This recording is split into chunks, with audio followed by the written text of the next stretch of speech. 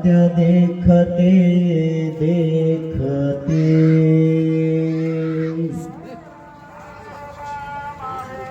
परम सत्य दिख जाय।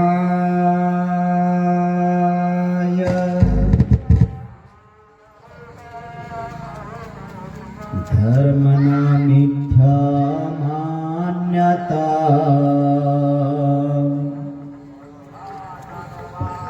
धर्म न मिथ्याचार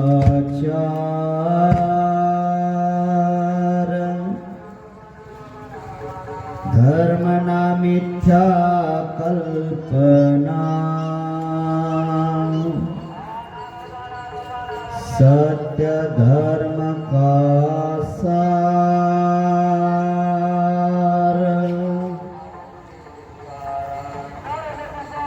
जब जब अंतर जगत में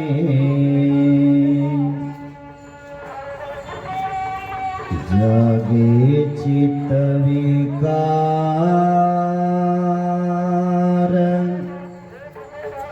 मैं भी दुखिया उठूं दुखी करूं संसार।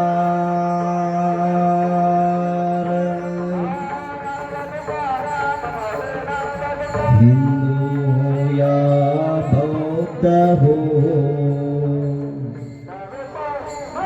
मुस्लिम हो या जैन जब जब मन मैला करे तब तब हो बेचैन।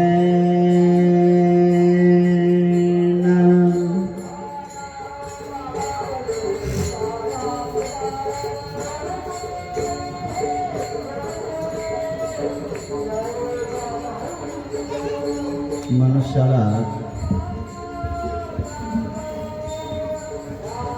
सुखी जीवन जगण्यासाठी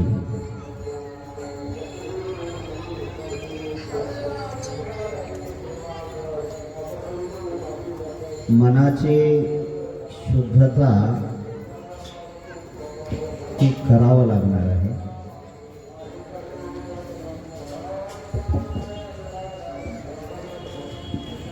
स्वतःच जर कल्याण स्वतःला करता आलं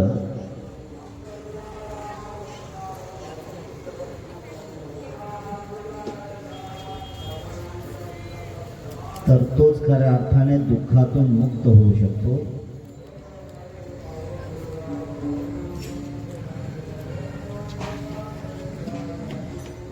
आणि स्वतःचं कल्याण करण्यासाठी भगवंताने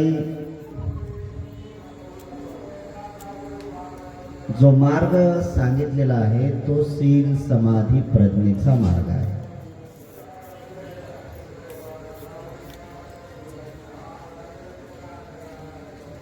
शीलानं जगणं फार कठीण आहे, खूप कठीण आहे।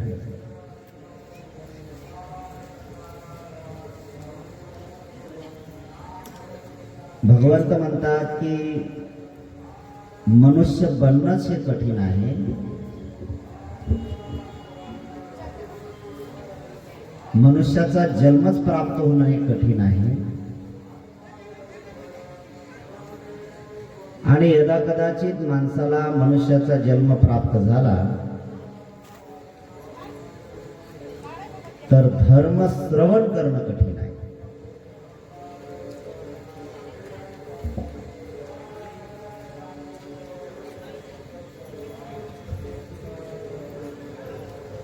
चित्ताची शुद्धता करण्यासाठी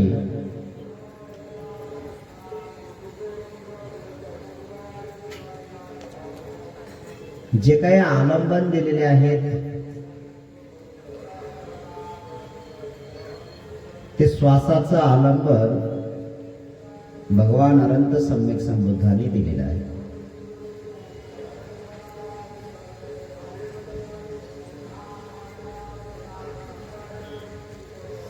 दुःखाला कारण तृष्णा जरी आहे तरी मात्र सगळ्यात मन त्याला जबाबदार आहे.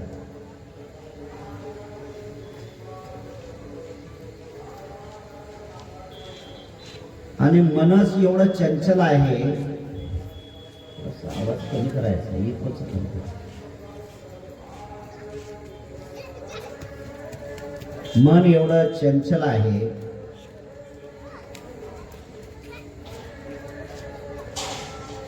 मन एवढं अस्थिर आहे,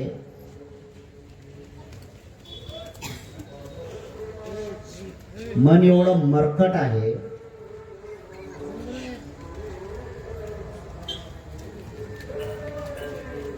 की मनात जे उत्पन्न होते ते शरीरावर ऑटोमॅटिक प्रकट होत असते.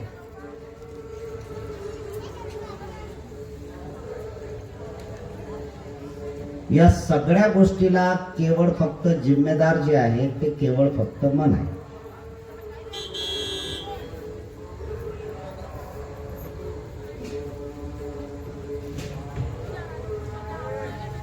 आणि चंचल मनाला जर स्थिर करायचं असेल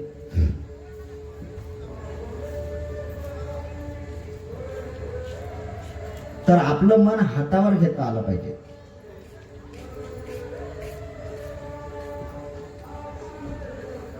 तुम्ही किती भक्ती करता, या भक्तीला अजिबात किंमत नाही.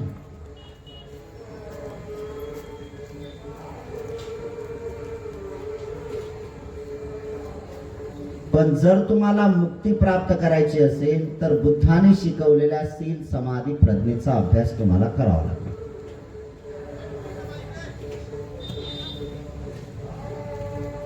शील कशासाठी? तर शील समाधीसाठी आहे. आणि समाधी कशासाठी? तर प्रज्ञेसाठी आहे. आणि प्रज्ञा कशासाठी?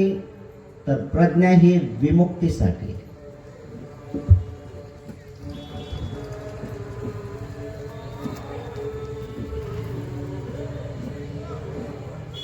ज्या व्यक्तीने शील धर्म पाळला नाही तर जे जे मनात वाटत असेल त्या त्या पद्धतीने तो कर्तव्य करत राहणार आहे. पण मृत्यूच्या समयी जे केलेले कर्म आहेत ते कर्म तुमचे उभारून येतात.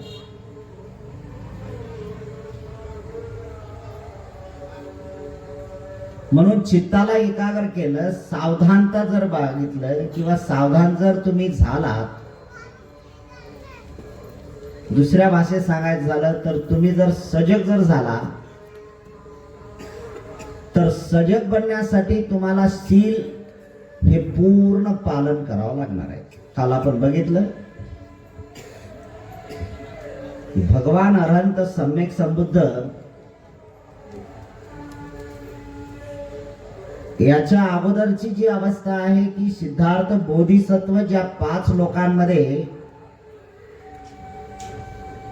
6 वर्षाची खडतर तपश्चर्या करत असताना जीवन यापन करतात, तर बिलकुल खोटा हा शब्द नाही आहे.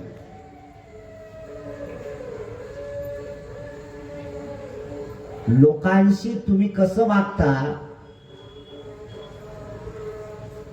हे तुमचं अंतर्मन तुम्हाला बोलत राहत असते.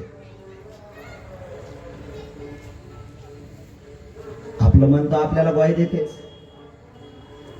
लाख विचार करून तुम्ही किंवा लाख लोकांना फसवणार आहात, पण अंतर्मनाला कोणी फसवू शकत नाही. तुम्ही केलेलं वाईट कर्म ते वाईट कर्मच असणार आहे. तुम्ही इकडून जाल, तिकडून जाल, तिकडून जाल, पण त्याचा परिणाम ते मात्र तेवढं तुम्हाला करणावून देणार. जे केलं त्याचे फळ तुम्हाला भोगावं लागते. आणि मग जर ते फळ तुम्हाला लागू नये, दुःखाचे फळ तुम्हाला प्राप्त होत नाही किंवा पापाचे फळ तुम्हाला प्राप्त करता येऊ नये, यासाठी पुण्याचा संचय वाढवला पाहिजे. आणि मग पुण्य काय?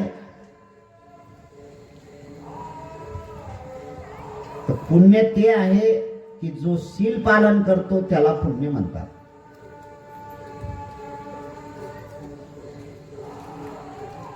हत्या, चोरी, व्यभिचार, खोटं आणि नशापान,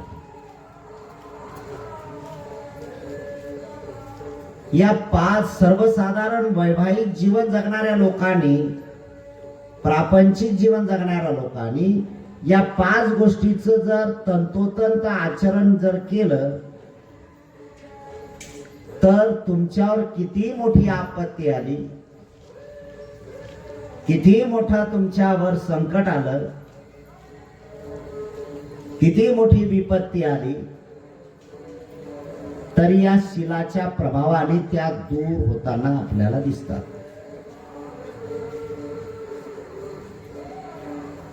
शील त्यासाठीच आहे की पूर्वीच्या काळात जे काही करत होते लोक,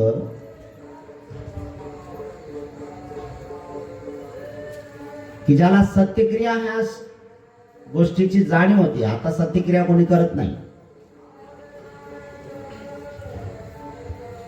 पूर्वीचे लोक काय करायचे की बाबा आपल्यापर्यंत आलत चालत आहे, एखादा प्रतिष्ठित व्यक्ती आहे, त्यांनी काही पाणी दिलं, पाणी दिल्यानंतर त्याला जर दिला प्रकार झाला तो शांत होत होता. अजूनही काही काही लोक, गावातले लोक आहेत या गोष्टीला मान्यता देतात. पण बुद्धांनी या सगळ्या सत्यक्रियाच्या बाबी प्रत्येक भिक्षूंना उद्देशून सांगितलेल्या आणि प्रत्येक भिक्षूंकडून करून घेतलेल्या आहेत. जोपर्यंत तुम्ही सत्याने चालण्याचा प्रयत्न करत नाही आणि तुम्ही सत्याला उजागर करत नाही तोपर्यंत सुखाने जीवन जगता येत नाही. एक सत्यक्रिया अशी आहे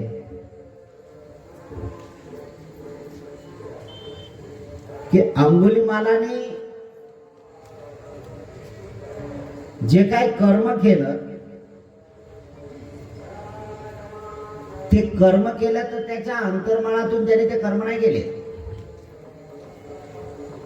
कोणाच्या तरी सांगण्यानुसार त्यांनी त्या कर्माचा परिणाम केलेला आहे. ते कर्म त्यांनी तसे करून घेतले. आणि भारतीय संविधानामध्ये सुद्धा या गोष्टी तेवढ्याच महत्वाच्या आहेत की करणाऱ्यापेक्षा सांगणाऱ्याला जास्त सजा आहे. जो व्यक्ती चोरी करेल, या चोरी करणाऱ्यापेक्षा त्याला कोणी प्रोत्साहन दिलं त्याला जास्त पनिशमेंट आहे, त्याला जास्त दंड आहे, त्याला जास्त शिक्षा आहे, कारण त्यांनी याला प्रोत्साहित केलेला आहे.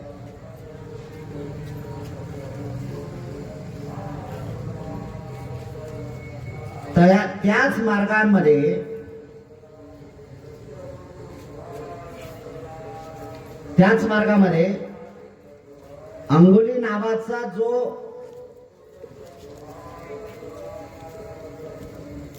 दरोडेखोर म्हणा, डाकू म्हणा,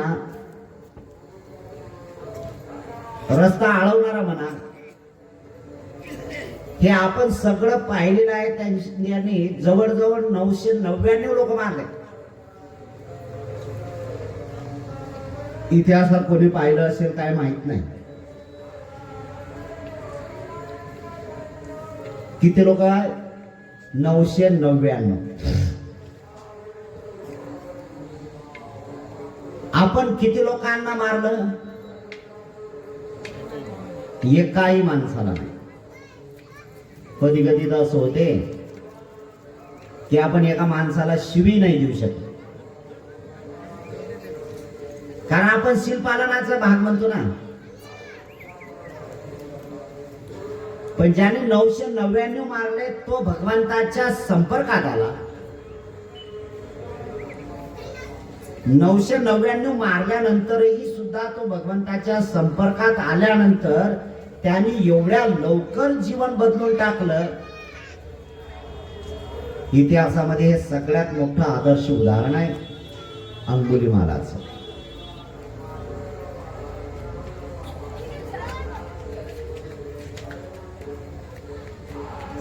आणि मग हे करत असताना त्याला भिक्षू बनवलं. आणि भिक्षू बनवला असताना त्याला सांगितलं, कारण भगवंताची दूरदृष्टी आहे, भगवंत तिन्ही काळातलं जाणतात, भूत, वर्तमान आणि भविष्य.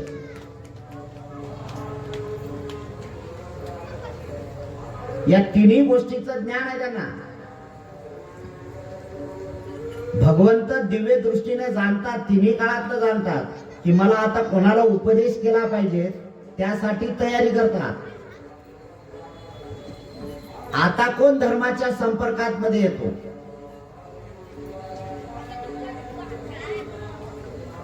याला जर धर्म मिळाला, तर याचं जीवन बदलून जाते, मनुष्याचं जीवन सार्थकी होते. तर बुद्ध जाऊन पोचतात तिथे, बुद्ध जातात तिथे. त्याचं कल्याण आहे, त्याचं कल्याण करायचं आहे. बुद्ध आणि त्यांच्या धम्मग्रंथामध्ये बरेचसे बाबासाहेब आंबेडकरांनी याच्यात अशी उदाहरण दिलेले आहे.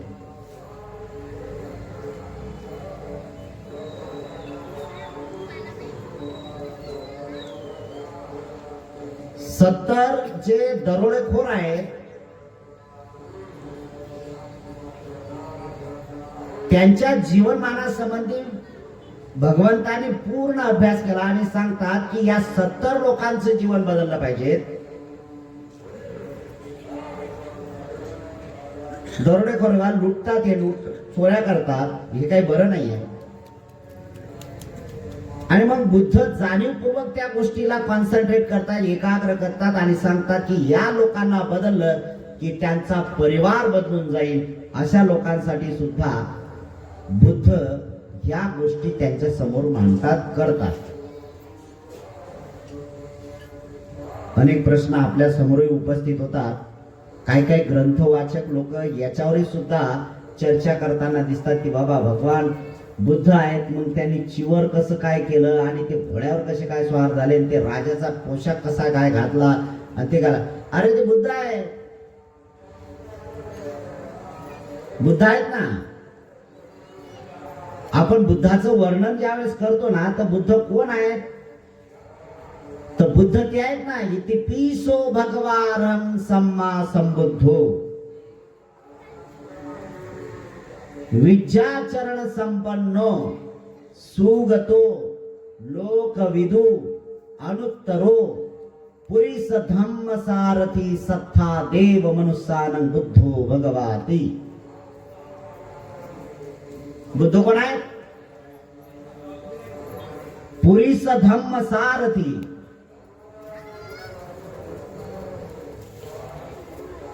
ते लोक आहेत जसे बिघडलेल्या घोड्याला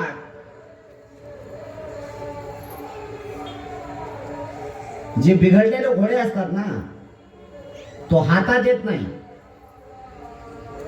पण जो त्याचा ट्रेनर आहे, शिकवणारा जो आहे, तो शिकवणारा जाणीवपूर्वक त्या घोड्याला अगदी रस्त्यावर आणतो, त्यांना मार्ग दाखवतो आणि त्याला सरळ करतो.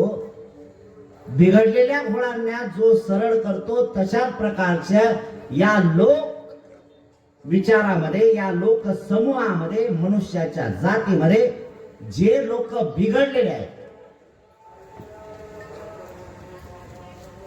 जे लोक बिघडलेले आहेत, त्या बिघडलेल्या लोकांना रस्त्यावर आणणे पुरीस धम्म सारथी. आणि मग रस्त्यावर आणण्यासाठी नाना तऱ्हेच्या उपाययोजना भगवान अनंत सम्यक संबुद्धांनी केलेल्या आहेत. हा कशाने बदलतो? तशा प्रकारचा वेशभूषा, तशा प्रकारचं करणं. कारण एक उद्देश आहे की त्याला बदलवलं पाहिजे. त्या दरीखोऱ्यातून जाताना भगवंत वाचलं ना आपण, घोड्यावर बसून स्वार होता आणि सोन्याचे ते हिरे मोती वगैरे त्यांना त्या खोगीरला लागलेत आणि चाललंय, ते आहे ना. भगवंतांना माहित आहे की हे जर पाठीमागा लागले तर मला तर माहित आहे, कारण यांच्यावर तशा प्रकारची सुरुवात केली पाहिजे. कारण यांचं नैतिक जीवन मूल्य यांना कळलं पाहिजे. हे नीतीभ्रष्ट झालेले लोक आहेत आणि नीतीभ्रष्ट झालेले लोक आहेत, यांचा जर कार्यकाल बघितला तर हे लवकर मरतील. आणि जर काही मेले तर यांची दुर्गती होईल आणि दुर्गतीत गेलेला माणूस पुन्हा सद्गतीत येण्यासाठी फार काळ लागतो, फार काळ लागतो सद्गतीमध्ये येण्यासाठी. आपण लोक भाग्यवान लोक, खूप भाग्यवान लोक असे आहोत आपण, कारण भगवंताच्या द्वितीय शासनामध्ये आपण आज जन्माला आलेले लोक आहोत.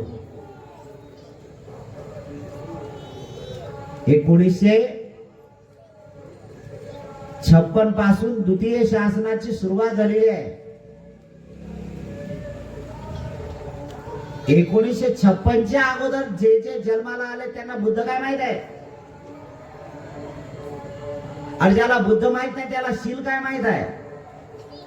ज्याला शील माहित नाही त्याला समाधीचा अभ्यास करता येईल. ज्याला समाधीचा अभ्यास करता येत नाही त्याला प्रज्ञा कशी प्राप्त होईल? आणि ज्यांना प्रज्ञा प्राप्त करता येत नाही, अरे जन्म मरणाच्या चक्रातून कधी मुक्त होईल राजा तो?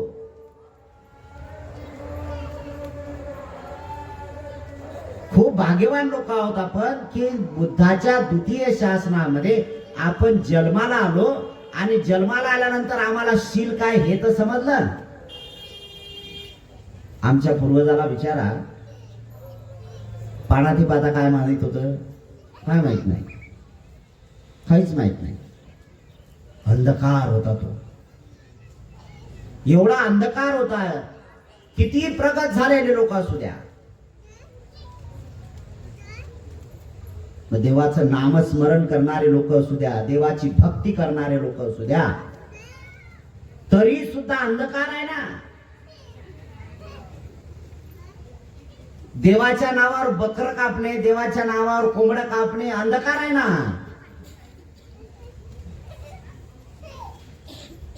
काय तर एका इकडे भक्तिभावाचा भाव एक देखावा करतो आणि भक्तिभावाचा देखावा करणारा माणूस जर तो अशा प्रकारचा बळी जर देत असेल तर अंधकार नाही का त्याच्या जीवनामध्ये?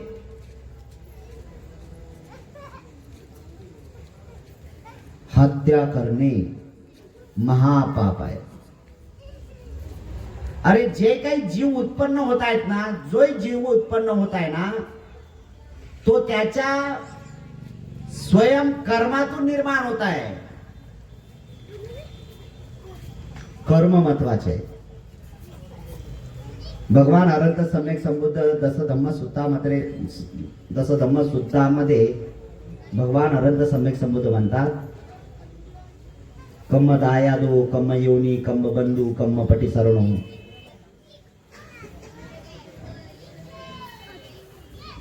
कम्मं कल्याणं वा पापं वा. कर्मच सगळ्यात महत्वाचं आहे. कर्मच बंधू आहे, कर्मच बंधू आहे, कर्मच आई आहे, कर्मच जन्म आहे आणि कर्मच मृत्यू आहे.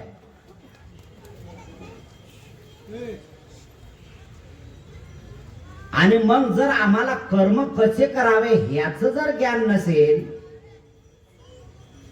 तर गाडगे महाराजाच्या शब्दात गेला नाही, सांगायचं झालं तर गेला गेला जन्म वाया.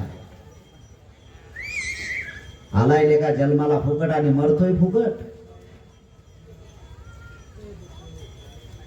आणि मग काही लोकांना असं वाटतं की आपल्याला या धर्तीवर जन्माला आल्यानंतर आपल्याला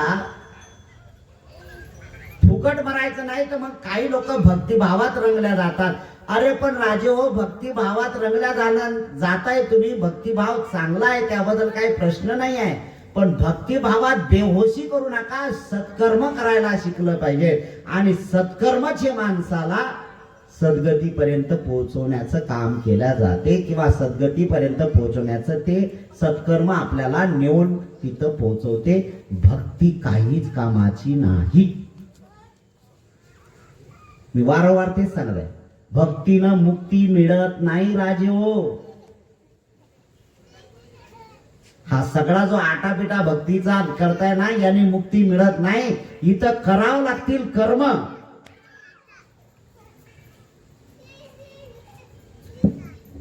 ज्याचे जसे कर्म, कारण कर्मावर डिपेंड आहे. तुम्ही जे जन्माला आलात ना, तुम्ही जन्माला आलात तर तुमच्या कर्मामुळे जन्माला आला, आणि तुम्ही मरणार आहात तर कर्मामुळेच मरणार आहात. कायिक कर्म सुधारले वाचिक कर्म सुधार, मनसा कर्म सुधारले, यही धर्म का सार। धर्माचा सार काय? जे जे सुज्ञ लोक आहेत, जे जे लोक समजदार आहेत, त्या समजदार व्यक्तीने ती समजदारी राखली पाहिजे। ते समजदारी त्यांनी ओळखली पाहिजे की मला मुक्ती प्राप्त करायची असेल तर माझे शरीराचे कर्म मला तोडता आले पाहिजे। शरीराचे कर्म मला संपवता आले पाहिजे। शरीराचे कर्म मी हे करू नये। शरीराने 3 कर्म होतात।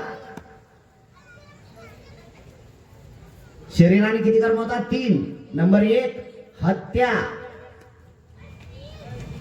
नंबर 2 चोरी आणि नंबर 3 व्यभिचार। हे शरीराने कर्म होतात। मग या शरीराने जर व्यभिचार झाला नाही, या शरीराने कोणाची वस्तू उचलली नाही, या शरीराने कोणाचा जीव घेतला नाही, भलाय तो धर्माच्या नावावर का असे ना?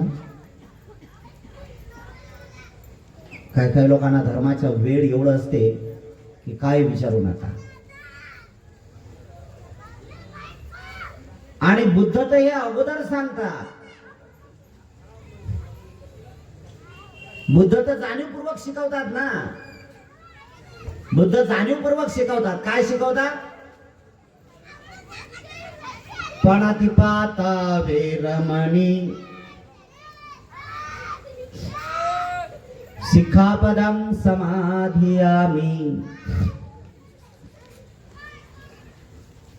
पानातिपाता, मी प्राण्यांची हत्या करणार नाही। विरमण करतो।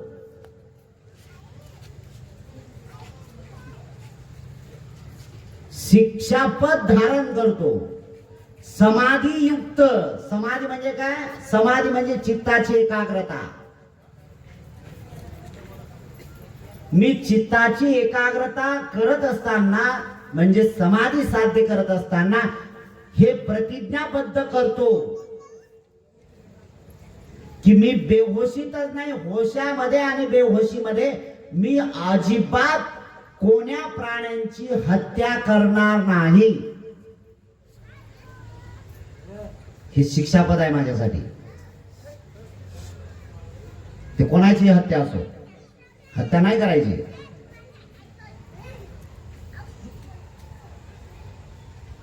माझ्याकडे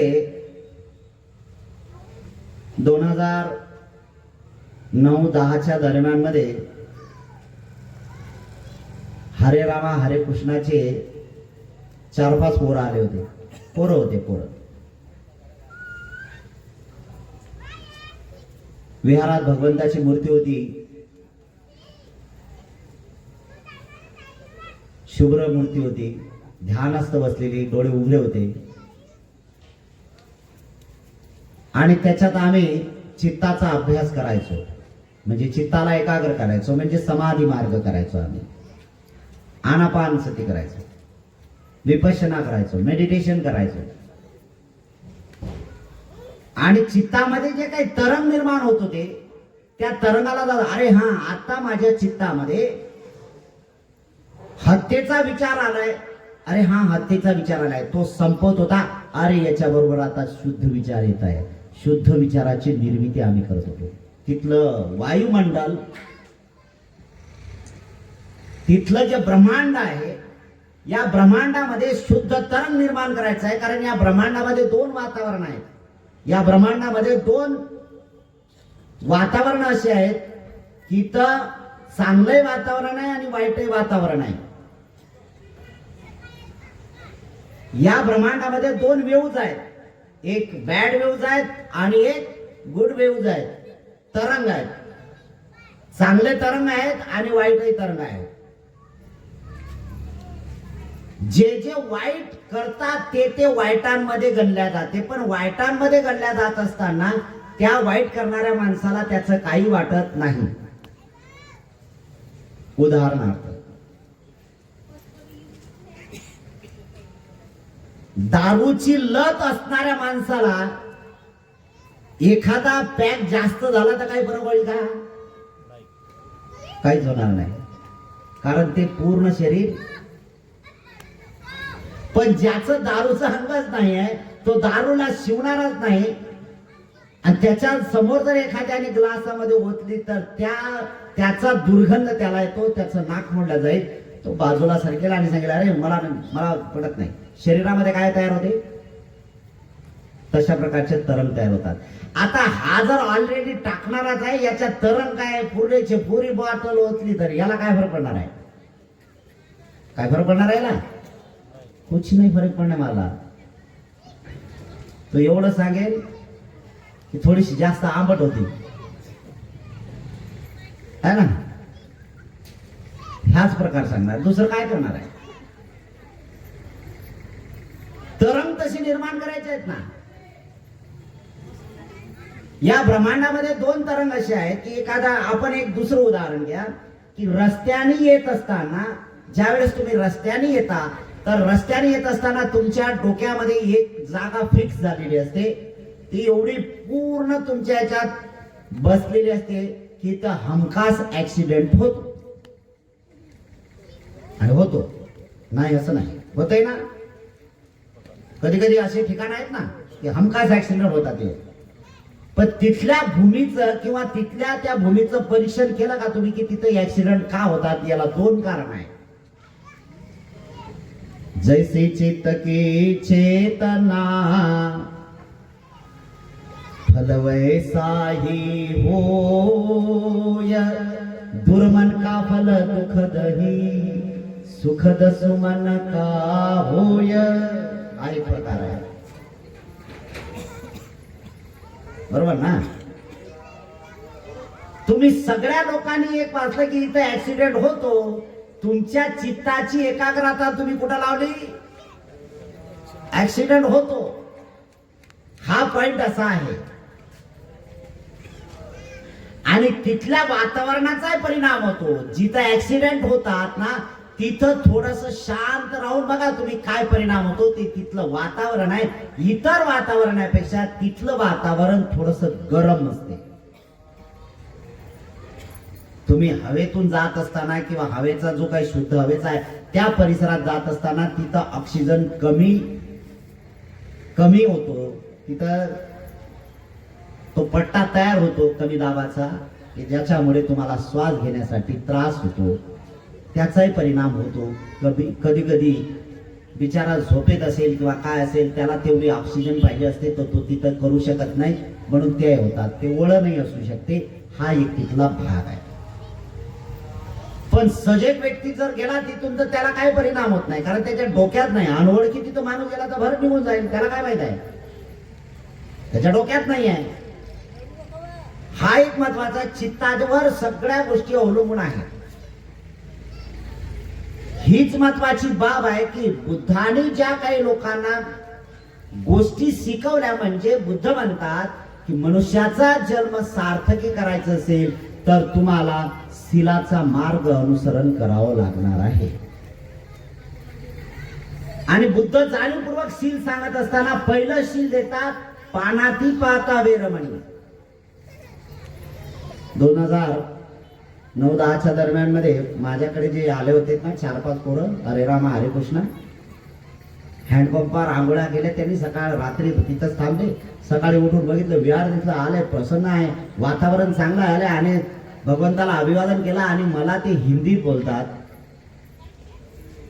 बोले आप बुद्धम शरणं गच्छामि. मैंने बोला हाँ बुद्धम शरणं गच्छामि. बोले बुद्ध जी ने तो बहुत अच्छा बताया है. मैंने बोला क्या? बोले हत्या करना नहीं. हाँ ठीक है, बताया तो सही है, लेकिन फिर भी ये लोग बोले गो हत्या करते, गो हत्या करते. तो गो हत्या करणं पाप है। हाँ, मैंने बोला गो हत्या करना तो पाप है, कोंबड्याची हत्या करणे पापच आहे ना, बकऱ्याची हत्या करणं पाप आहे ना। जो जीव आहे त्या जीवाला संपवणे म्हणजे पाप आहे ना। हत्या परिणाम तुम्हाला जो होणार आहे तो परिणाम तो तुम्हाला तसाच होणार आहे। होऊ शकते की याच्यात कमी जास्त परिणाम होऊ शकते असं तुम्ही म्हणता। बुद्ध याला कुठल्या तुलनेत गणतात तर एक आहे, बुद्ध म्हणतात जर समजा तुम्ही वाघाची हत्या केली तर तेवढा तुम्हाला काही तेवढंच पाप तुम्हाला लागणार नाही, पण जर गायीची हत्या केली तर त्याच्यापेक्षा जास्त तुम्हाला पाप लागेल। आता गायीची हत्या करणाऱ्याला पाप कसं काय लागेल, तर ही गोष्ट लक्षात आली पाहिजे की वाघापेक्षा गायीची हत्या करणाऱ्याला पाप लागते। याला कारण काय, याला शास्त्रीय कारण काय, याला भौगोलिक कारण काय, याला सामाजिक दृष्टिकोनातून आपण गणलं तर नक्कीच लक्षात येते की वाघाचा तेवढा माणसाला उपयोग होत नाही तेवढा गायीचा उपयोग माणसाला होतो। आता तुम्ही त्या गायीला माय म्हणा नाही तर काय करा, मला त्याच्याशी काय घेणं देणार, तुमच्यावर अवलंबून आहे। मी कालच सांगितलं की आमची संस्कृती, भारतीय संस्कृती अलीकडच्या काळामध्ये एवढी काही उंचावली ना की आम्ही जनावराला माय म्हणतो, आम्ही जनावराला माय म्हणतो। आम्ही 4 पायाच्या जनावराला त्या गायीला आम्ही माय म्हणतो, पण जिनं 9 महिने 9 दिवस पोटात ठेवलं तिला घराच्या बाहेर घालतो। एवढी चांगली संस्कृती झाली हो आमची। काय बावले लोक आहे ते।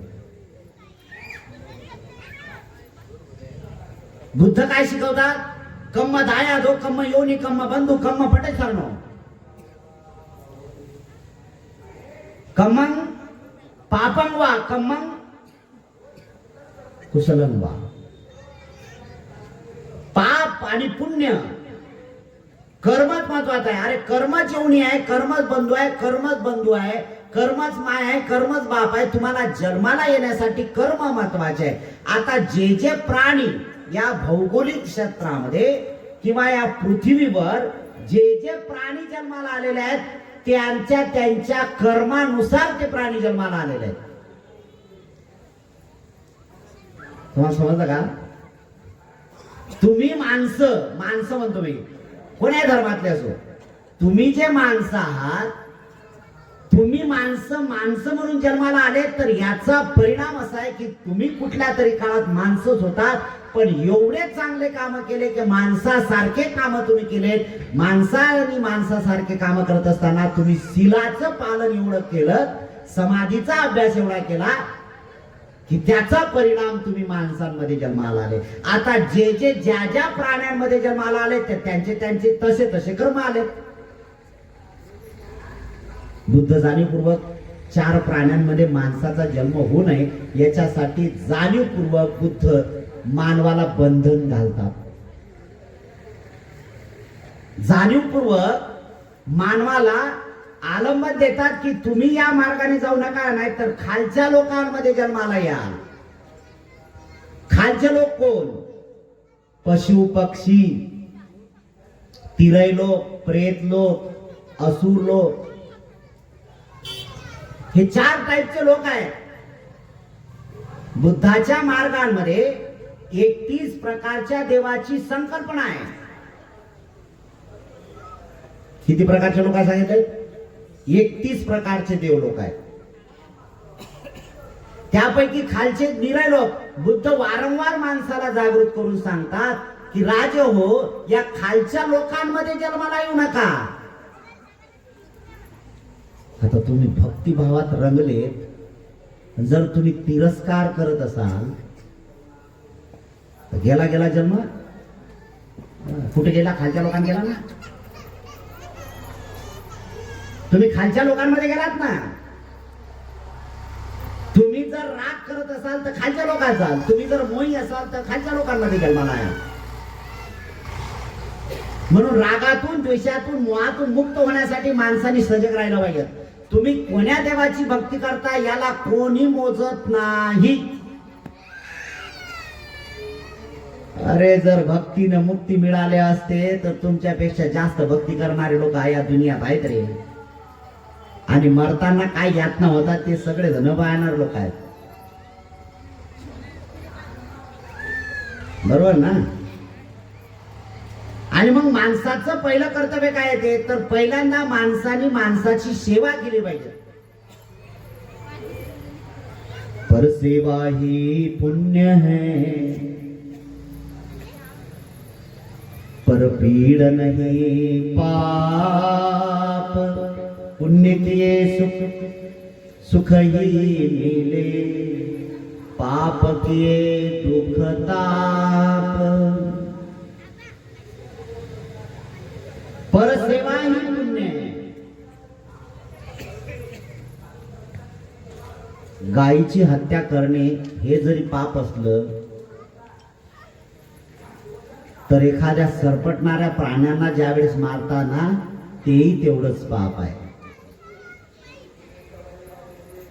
ते तेवढंच पाप आहे. त्या पापातून आहे तुमची चेतना काय आहे, तुमची चेतना कशी आहे, तुमच्या मनाची भावना कशी आहे, या भावनेवर अवलंबून आहे सगळ्या गोष्टी. सापाच्या बाबतीत तुमच्या मनात द्वेष भावना निर्माण होते आणि साहजिक आहे की त्या भावना होतात. पण विनाकारण जर होत असेल तर या पृथ्वीवर आणि भारतामध्ये मुख्यतः सापाच्या 4 ते 5 जाती भयानक विषारी आहेत. 4 ते 5 जाती अशा आहेत की ते भयानक विषारी आहेत. जसं नाग आहे, कोबरा आहे ना, मण्यार आहे, फुरशी आहे, ज्याला वायफर म्हणतात ना तुम्ही इंग्रजीमध्ये. हे जे 4-5 जाती सापाचे आहेत ना ह्या भयानक विषारी. आणि त्यापैकी जे इंडियन कोबरा जो आहे, इंडियन नाग जो आहे, तो नाग कोणाच्या नजरेत पडत नाही. बिचारा आला एखादा भला बुटका समजा तर तो नजरेत पडेल, पण एवढ्या झपाट्याने निघून जाते तो की ते आपल्याला दिसत नाही एवढ्या झपाट्यामुळे. आणि सगळे प्राणी एकमेकाला घाबरतातच. का तुम्ही घाबरत नाही त्या प्राण्यांना? जसे तुम्ही त्या प्राण्यांना घाबरता तसे ते प्राणी तुम्हाला घाबरतात ना. तुम्ही जसं म्हणता की साप हा साप एवढा भयानक विषारी आहे की आणि माणसं मरतात, तसं ते म्हणतात हे एवढं मोठं जनावर आहे माणूस, हे जर नजरेत पडलं तर आपल्याला मरावं लागेल. मरणाची तर सगळ्यांना भीतीच आहे ना. आणि विनाकारण आपण सगळ्या सापाला मारत बसलो. चेतना कशी आहे? मारण्याची, द्वेषाची भूमिका आहे. आणि मग जर द्वेषाची भूमिका जर असेल तर तुमच्या चित्तामध्ये तसेच व्हायब्रेशन तयार होतील ना. एक साप मारला, 2 साप मारला, ज्यावेळेस मारायचे आहे ना तर मारायची अवस्था ज्यावेळेस प्राप्त होते ते पहिल्यांदा तुमच्या शरीरामध्ये तशा प्रकारची संचारणाची प्रक्रिया सुरुवात होते. जसं की एखाद्याला तुम्हाला शिव्या जर द्यायच्या असतील किंवा तुम्ही शिवी देताना एखाद्याने तुमच्या बाबतीत जर काही वाईट बोललं आणि एखाद्याने जर तुमच्या बाबतीत वाईट बोलल्यानंतर तुम्ही ज्या आवेशपूर्ण त्याला जे काही शिव्या द्यायची सुरुवात करता तर त्याचा परिणाम तुमच्या शरीरावर होतो. एवढं व्हायब्रेशन तुमचं चेंज होते की विचारू नका. लटलटी येते कधी कधी माणसाला शिव्या देत असताना, होते ना. सवय नाही आहे. पण रोजचा माणूस जर शिव्या देणारा असेल तर त्याला काय त्याने किती कशाही शिव्या दिला तर त्याला त्याचा काही परिणाम होत नाही. कारण तुकोबारायांनी सांगितल्याप्रमाणे पडलिया वडन सकळ इंद्रियासी. तुमच्या इंद्रियाला तशी सवय पाडली तुम्ही आणि ती सवय अशी पाडली की त्या शिव्यामुळे तुम्हाला दुसरं काही उत्पन्न करता येत नाही. जर तुम्हाला सुखाने राहायचं असेल तर तुमच्या चित्तामध्ये ही द्वेष भावना उत्पन्नच होऊ नये यासाठी बुद्ध ते शिकवतात की हत्या गायीची केली का वाघाची केली याच्याशी तेवढं नाही, पण भौतिक जगतामध्ये याचा जर विचार केला लोकांच्या हिताचं सगळ्यात जास्त काय असेल तर ती गाय प्राणी हे लोकांच्या हिताची आहे. काय हिताची आहे? पाया पडणे हिताचं नाही बरं. तिला काय माहित आहे हा पाया पडते का काय करते आपल्याला कोणाला माहित आहे. आणि तिला जर माहित पडलं असतं, एक हे काही चेष्टेचं किंवा उदाहरण असं म्हणून आहे नाही, मी प्रत्यक्ष पाहिलं म्हणून सांगतो. मी राजगडाला गेलो होतो. राजगड विश्वशांती स्तूपावर तिथं गेलो आणि आम्ही सगळे लोक होतो. जवळजवळ मी 45 लोक घेऊन गेलो होतो. एक म्हातारा माणूस होता धोती घालणारा, तो माकडांना शेणे टाकत होता फुटाने. आता त्यातला एक मोठं माकड होत. काही विनाकारण माणसाला उंगल्या करायची सवय असते, विनाकारण. ते काय विचारू नका, ते गळ्यात काय गमछा पिवळा घातला आणि काय ते सुरू झालं विचारू नका. भक्तिभाव, अरे ते जनावर आहे राजा. जनावरातच गणार आहे ना, त्याला काय बुद्धी आहे का? ते चेने टाकताना, ते फुटाणे टाकता टाकता काय केलं माहित आहे, याने त्या मोठ्या माकडाच्या डोक्यावर हात ठेवला. जसा डोक्यावर हात ठेवला अशी हानली, एका चापटीत माणूस मारला डायरेक्ट ऑन दी स्पॉट. हे मी माझ्या प्रत्यक्ष डोळ्यांनी पाहिलं. जैसी चित्त की चेतना, त्याला काय माहित आहे जनावराला की आपले प्रेम करते. अरे त्याला एवढंच माहित आहे जनावर माझ्यापेक्षा भयानक आहे, हे मारते का काय करते कोणाला माहित आहे. काय याला कोण मारणार? जनावराच्या कोणी उगच वाटेला जाऊ नये, काय गरज नाही आहे. एक माणूस सात्विक माणूस होता बिचारा, एवढा सात्विक माणूस होता की खूपच कपडे गिपडे चांगला व्यवस्थित, आणि शुभ कार्यात निघाला. कुठं? शुभ कार्यात निघाला. आणि नेमकं काय झालं माहित आहे का, की त्या रस्त्यात काय आली आणि मागून पाय पडायला लागला. तिला काय वाटलं माहित आहे, जसं माग पाय हात लागला तसा फटका दिला नाही, का फटक्यात खाली. शुभही राहिलं, सगळं जागेवर राहिलं, घरी उचलून घेऊन जा. काय झालं म्हणजे काय झालं, ते पोरग एवढं बोंबललं. तुला कोण सांगितलं म्हणे हे शहाणपणा करायचा, गायच्या पाया गळायचं कोण सांगितलं? ते पोरग म्हणत होते, त्याचं पोरग. तुला कार्याला निघायचं होतं तर कशाला जनावराच्या उंगल्या करायची गरज आहे? एवढी माणसाला समज येऊ नये, एवढी समज येऊ नये माणसाला. कुठलं जनावर काय असेल हे नाही सांगू काय. प्रत्येक गाय गरीबच असते असं थोडी आहे. प्रत्येक गाय गरीब आहे का? आता प्रत्येक गाय गरीब असेल तर त्या घरमालकाच्या सोबत गरीब असेल. तुम्ही घरमालक आहात का तिचे? एखाद्या दिवशी चारा टाकला का तुम्ही? नाही टाकला, पाया कसे पडतात रे? काय माणसाचे विचार आहे. त्या गायीचा उपयोग तेवढा माणसासाठी आहे म्हणजे तिचं शेण कामी येते. जर यदाकदाची ह्या सगळ्या गोष्टी जर केल्या तर सगळं तिचं अवयव सुद्धा माणसाच्या. कारण एक काळ असा होता की ह्या सगळ्या गोष्टी सांगितल्या मी जाणीवपूर्वक तुम्हाला सांगतो. ही जाणीवपूर्वक ज्यावेळेस पंतप्रधान अटल बिहारी वाजपेयी पंतप्रधान होते, अमेरिकेमध्ये गेले. अमेरिकेमध्ये गेले, त्या अमेरिकेमध्ये जात असताना तिथं त्यांच्या ताटात बीफ आणलं, मटण. आणि पत्रकारांनी नेमकं त्यांना तोच प्रश्न विचारला. किती सरळ राजकारणी लोक उदाहरण देतात काय माहित नाही. त्यावेळेस विचारला की तुम्ही तर तिथे गायला माय म्हणतात, इथं मग गायचं मटण कसं खातात? तर त्यांनी उदाहरण काय दिलं माहित आहे? अटल बिहारी. तुम्ही व्हिडिओ त्यांचे बघा बरं. मी बोलतो म्हणून माझ्यावर विश्वास नका ठेवू, त्यांचं बघा. काय सांगितलं त्यांनी माहित आहे? ते म्हणले मी इंडियन गाय नाही खात. अरे बावल्या, खातो तर मांसच ना रे. काहीतरी विचार तर केला पाहिजे काही गोष्टीचा. मी भारतीय गाय नाही खात. भारतीय गायीच्या पोटात असतात ते 30 कोटी. हे तर इंग्लिश आहे, हे तर जर्सी गाय आहे ना. अरे जनावर गाय गाय आहे ना. खातो तो मांसच ना, मांसच खातो ना. जैसी चित्त की चेतना. बावलं बनवण्यासाठी काहीच लागत नाही, फक्त शब्द प्रयोग इकडचा तिकडे करावा लागतो. आणि हे सगळं राजकारणी लोकांकडून शिकावं लागते. राजकारणी तुम्हाला भुलवतात आणि तुम्ही तशा प्रकारचं वागतात. बुद्ध शिकवतात की कुठलाही असो जन्म,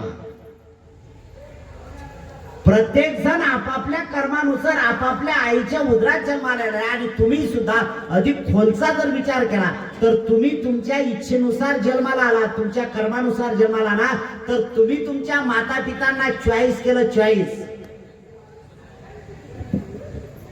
तुम्ही जे माता पिता निवडलेत ना, जसं सिद्धार्थ बोधिसत्वाने चॉईस केली होती, कोण? महामाया आणि शुद्धोधन. माहित आहे का तुम्हाला? हे चॉईस केलं होतं म्हणून त्यांनी कसं चॉईस केलं माहित आहे?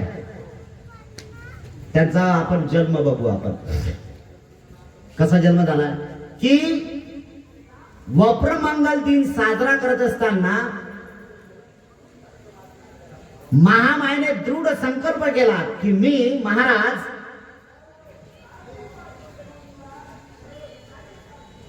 मी नशापान करणार नाही, मी दान धर्म करत राहील. ती अत्तराने नाहत होती, काय अशुद्ध केली तिनं, मनही शुद्ध केलं आणि सगळ्या गोष्टी.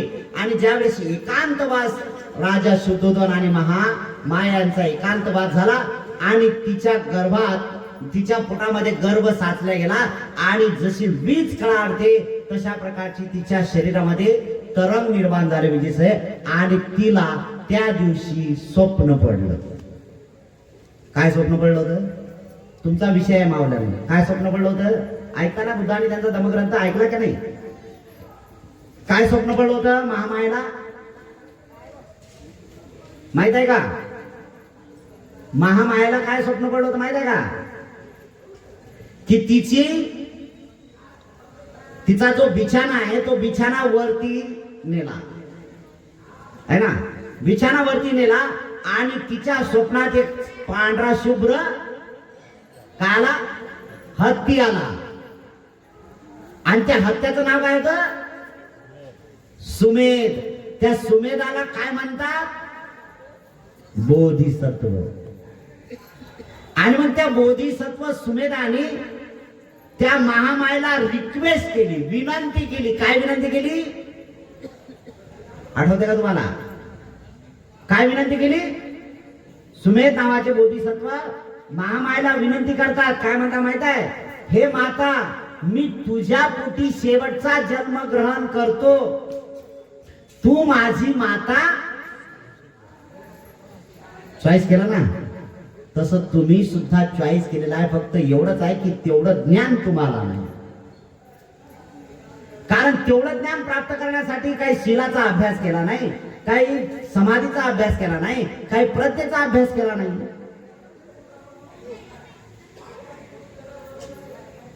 जसे कर्म तसेच फळ भेटतात. आणि या बुद्ध शासनामध्ये, या द्वितीय बुद्ध शासनामध्ये आपण सगळेचे सगळे लोक जन्माला आलोत ना, तर आपले माता पिता एवढे महान आहेत की खूप महान आहेत की त्यांनी आम्हाला बुद्ध शासनामध्ये जन्माला घातलं. होऊ शकते की आम्ही दृढ संकल्प केला असेल की हे माते, मी सुद्धा माझा मनुष्याचा जन्म तुझ्या उदरी घेतो, तू माझी माता होशील का? आणि होकार केला असेल, म्हणूनच जन्माला आला आपण. आणि मग जन्माला आल्यानंतर आता नैतिक कर्तव्य हे जाणण्याची परिस्थिती आहे. मी जाणीवपूर्वक त्या गोष्टीकडे लक्ष केंद्रित करत आहे तुमचं, की मनुष्याचं पहिलं कर्तव्य आहे की आपल्या माता पित्यांना कधीही बेमान होऊ नये. बरं, कोण्या धर्मात सांगितलं का असं की जन्माला आल्यानंतर माता पित्याला संपून टाका? पण एका धर्मात सांगितलेलं आहे की ज्याने आईचे डायरेक्ट फरशी कुऱ्हाडने तुकडेच करून टाकले. बाकीच्या सगळ्या संप्रदायामध्ये म्हणतात, सगळ्या बाकीच्या संप्रदायामध्ये म्हणतात की आई म्हणजे आई वडील हे परम देवता आहेत. पहिल्यांदा जर गुरु कोण असतील तर आई वडील, त्या धर्मात फक्त आई हे तुच्छ आहे, कमी आहे, म्हणूनच महिलांवर अत्याचार करत आहे. म्हणूनच महिलांवर अत्याचार करण्यासाठी ते नियमबद्धता निर्माण करत आहेत. म्हणूनच भारतीय संविधान नको आहे. आणि आमच्या बावल्या महिला अशा आहेत की त्याचं समर्थन करतात. राज्यघटना बदला, आणि तोय बावला येऊन सांगतो की राज्यघटना बदलली आहे. अरे राजा, तू जन्माला आलात ना तर तुझ्या आईच्या पोटी जन्माला आलात. अरे तू हे जेवढं बोंबलतो ना आता की राज्यघटना बदलायची आहे, हे स्वातंत्र्य बोलण्याचा अधिकार या संविधानाने दिला नाही, तर तुला काय अधिकार होता रे नैतिक बोलण्याचा? हे सगळं आपल्याला करावं लागेल. आणि मग सगळ्या धर्मामध्ये पहिल्यांदा आई वडिलांना पहिल्यांदा गुरु मानल्या जाते. सगळ्या धर्मामध्ये पहिल्यांदा आई वडिलांना गुरु मानल्या जाते. आणि सगळ्यात बेईमान होणारा आमचा समाज, मानव समाज. जन्माला आलं की काय जन्मामध्ये काय काय केलं विचारू नका. माऊलीचं एवढं पोट दुखते तरी सुद्धा ते पोट दुखत असताना, डोळ्यातून अश्रू वाहत असतानाही सुद्धा तिलाही त्याच्यात आनंद वाटतो. आणि म्हणते की नाही बाळा, सांगत असताना इकडे सरकला तिकडे सरकला, किती त्रास दिला पोटात असतानाही सुद्धा आपण. अरे पोटात असताना पण धर्तीवर तिने जन्माला घातलं, त्याच्यानंतर तर एवढा त्रास सहन केला की वेळोवेळी दूध पाजणे, ज्या काही गोष्टी करायच्या आहेत त्या करणे. आणि तेच नाही, समजदार झाल्या 2-3 वर्षाचा झाला तर 2-3 वर्षामध्ये जर तुम्हाला रात्री अपरात्री ताप जर आला ना तर रात्री उठत असताना तीच माय आहे की रात्रभर डोळा तिचा लागत नाही. आणि इथं आईच्या पाया पडण्यापेक्षा गाईच्या पाया पडतात आणि या सगळ्या उपकाराची जाण विसरल्या जाते. किती बेमान लोक आहोत आपण. सगळ्या प्राणी मात्रावर दया केली पाहिजे. कारण बाबासाहेब आंबेडकरांनी 22 प्रतिज्ञा दिल्या. त्या 22 प्रतिज्ञामध्ये सुद्धा हा विचार बाबासाहेब आंबेडकरांनी केलेला आहे. मी प्राणी मात्र्यावर दया करेन, त्यांचं लालन पालन करेन. याचा अर्थ असा नाही की त्यांना कापून खाईल म्हणून, धर्म के नाम पर सगळं केलं जाते. जनावर पाडल्या जातात, ह्या सगळ्या गोष्टी आहेत. जर गाय नाही, एक विशेष महत्वाचा आहे, मला अजूनही या गोष्टीचं कळत नाही की जर आपण गायला माय म्हणतो तर मग ते जर दूध तुम्हाला काढू देत नाही तर पाय का कशाला बांधता रे तिचे? काय गरज आहे पाय बांधून दूध काढायची? समजून झाल्याचे की आई आपल्यावर रुसली, दूध काढणं बंद करा, तिच्या पिल्लासाठी पिऊ द्या.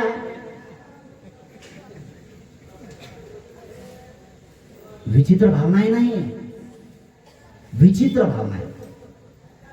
श्रमण गौतमाच्या काळामधला इतिहास जर तुम्हाला इथं जागृत करायचा असेल तर श्रमण संस्कृती ही शिकवते की श्रमण संस्कृतीतला मुख्यतः सिद्धार्थ बोधिसत्वाच्या जीवन कार्यातला जो महत्वाचा भाग होता, त्यांचे जे उद्योगधंदे होते ते उद्योगधंदे 2 होते. एक तर कृषी प्रधान देश आणि दुसरं दुग्ध व्यवसाय. एवढी जमीन पेरा, एवढं चांगलं नियोजन करा की त्या काळात सिद्धार्थ बोधिसत्वाच्या वडिलांच्या राजपदाच्या काळामध्ये एवढं नियोजन त्यांनी केलं होतं. एवढा चांगला आराखडा करून प्रत्येक जमीन असणाऱ्या माणसांकडे प्रत्येकाकडे जमीन ही बागायती होती, इरिगेशन होतं सगळीकडे. दोन्ही टाइमचे पिकं काढा, सुजलाम सुफलाम झाले पाहिजेत. आज तर एवढी कोरड पडते की विचारू नका. आज तुमचा हा पट्ट्याचा भाग जो आहे, हा पट्टा जो आहे तुमचा, खारं पाणी आहे, अजूनही इथं गोड्या पाण्याची टंचाई आहे. नियोजन नाही ना. आणि मग हे सगळं करत असताना नियोजनबद्ध कार्यक्रम त्या राजाने शुद्धोधनाने केला. मग यांचं काय की शेती पिकवणे आणि जेवढा मुबलक चारा येईल तेवढा त्या गायांना टाकणे. आणि गायांना टाकला की त्या गाय एवढ्या दुभत्या होत्या की कधी कधी ऑटोमॅटिक त्यांच्या स्तनातलं दूध खाली पडत होतं, लेक त्यांचे पिल्ल पिऊन. आणि मग जर ते शिल्लक राहिलं तर हे काढत होते. आणि त्याही सुद्धा ते दूध काढण्यासाठी सक्षम असायच्या की ते स्वतःहून त्या मालकाला म्हणायचं की बाबा ठीक आहे, या सगळ्या कासवामधला आम्हाला हे दूर करायचं आहे, हा जो सगळा हे करायचा आहे, हे मला खाली करायचं आहे, तर तू काढ, बिनधास्तपणे करत होता. कारण त्यांना मुबलक चारा होता. आता तर फक्त दूध काढण्या एवढी पुरती ढेप टाकतात, दूध काढणं झालं की बाजूला पात्र. वा रे वा, माणसं हुशार.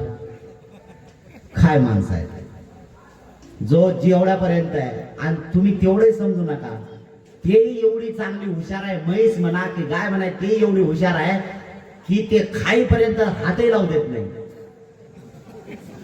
हातही लावू देत नाही. इकडे तर सगळं चेक करून घेते, त्याला माहित आहे हे आताच आहे का, बाजूला करून टाक. ही पण परिस्थिती होते. आणि मग ही परिस्थिती झाली तर हा विचार केला पाहिजे, आपल्या सारखेच जनावर आहेत का. अरे ते पण त्यांच्या जीवन कार्याचा एक महत्वाचा भाग आहे, ते पूर्ण करण्यासाठी आहे. आपल्याला काय करायचं आहे तर मनुष्याच्या जीवनामध्ये दुःख शिल्लक राहू नये. या दुःखातून मुक्त व्हायचं असेल तर त्यांनी शिलाला खूप महत्व दिलं पाहिजे. शिलाला महत्व दिलं पाहिजे. एवढं शिलाला महत्व द्या, एवढं शिलाला महत्व द्या की मला मरण आलं तरी चालेल पण शीलभंग होणार नाही. कायिक कर्म सुधारले, वाचिक कर्म सुधार, मनसा कर्म सुधारले, यही धम्म का सार. कायचे कर्म एवढे चांगले आम्हाला करावं लागतील. बघा किती शिलाला महत्व दिल्या जाते. शील महत्वाचं आहे, एवढं सुरक्षित केला जाते. जसं गाय आहे, या गायीच्या जे शेपूट आहे ना, काही लोक ते शेपट कापतात आणि त्याचे केस विकतात. आणि विकत असताना ते कोण्या तरी धर्मगुरूच्या हातात हवा घालण्यासाठी आहे. पण ज्या गायीचं शेपूट कापल्या जाते ते गाय एवढी त्रास होते, कापू देत नाही ते. आणि जर गाय कापू देत नसेल तर तिला मारतात सुद्धा. ते सुरक्षिततेचं लक्षण आहे. शेपूट कापू देत नाही, तिला माहित आहे तिच्या अंगावर बसणारा मच्छर आहे ना तर त्या शेपटाने दूर करते. शेपटाला किती सुरक्षित ठेवल्या जाते, बस शिलाला एवढं सुरक्षित आपण ठेवलं पाहिजे. एवढं शील आहे. एक शील भंग झाला म्हणजे मला काहीतरी खतरा निर्माण होणार आहे, माझ्या जीवनात मला काहीतरी धोका निर्माण होणार आहे. या धोक्यातून मला जर दूर व्हायचं असेल तर मला एवढं शील पालन करावं लागेल. मला शील पालन करण्याचा मी प्रयत्न केला पाहिजे, जपलं पाहिजे. शील हेच मानवाच्या मुक्तीचं कारण असू शकते. मानवाला मुक्ती प्राप्त करायची असेल ना तर शील हा अभ्यास करावा लागेल. म्हणून कायचे कर्म दुरुस्त झाले पाहिजे. कायाने चोरी करू नका, कायाने व्यभिचार करू नका आणि कायाने हत्या करू नका. या शरीराने हत्या करता कामा नये. पण यालाही सुद्धा दुसऱ्या शिलामध्ये आपण फक्त एकच शील बघितलं, वारिक शील आणि चारिक शील. वारिक शील आपण आतापर्यंत वारिक शीलालाच बोलत आलो. आपण वारिक म्हणजे बोलणे. काय वारिक भंतेजी बोलतात अगोदर, पानाती पाता वेरमणी शिखावदं समाध्यामी. तुम्ही पाठीमागून म्हणता पानाती पाता वेरमणी. बोलणंच आहे, या बोलण्याला वारिक शील म्हणतात. चारिक शील कधी होईल? चारिक शील त्यावेळेस होईल की ते प्रॅक्टिकली होणार.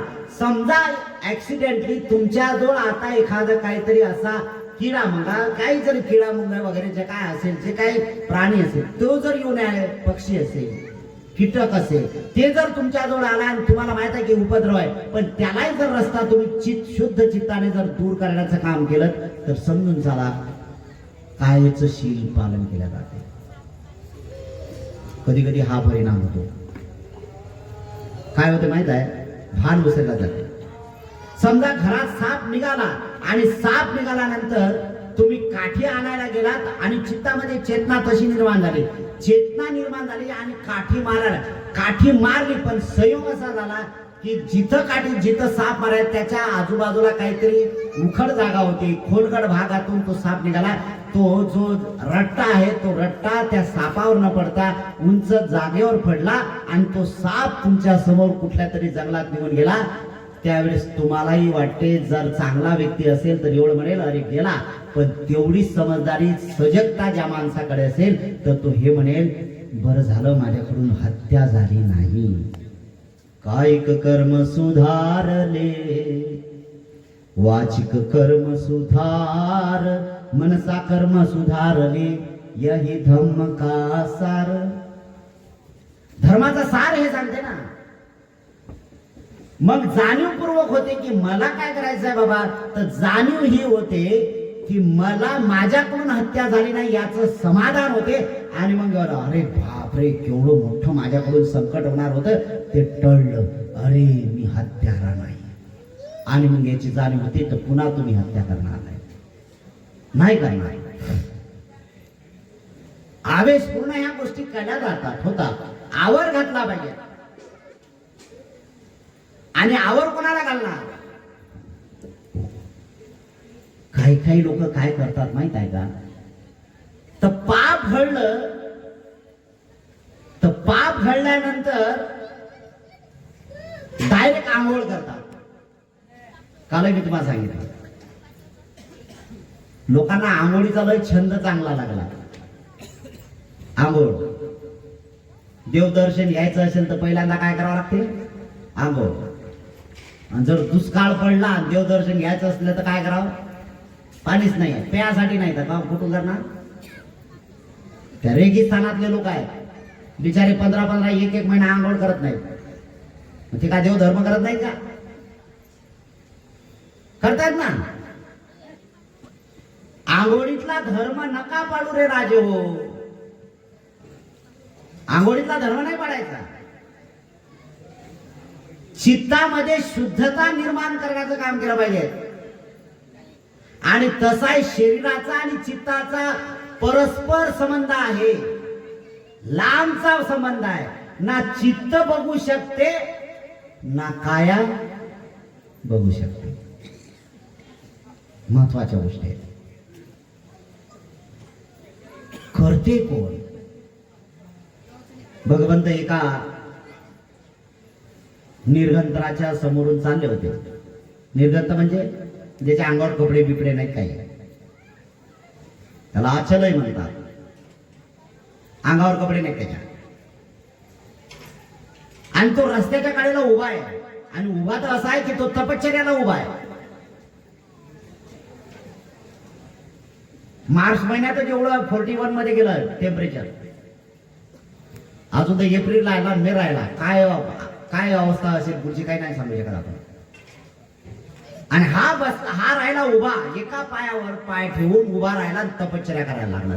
भगवंत तिथून चालले तसे त्याच्याकडे बघितल्यानंतर भगवंत हसले, स्मित केलं. स्मित केल्यानंतर त्याला अवखळ झाली ना, श्रमण गौतम कशाला हसले, काय कारण आहे हसायला?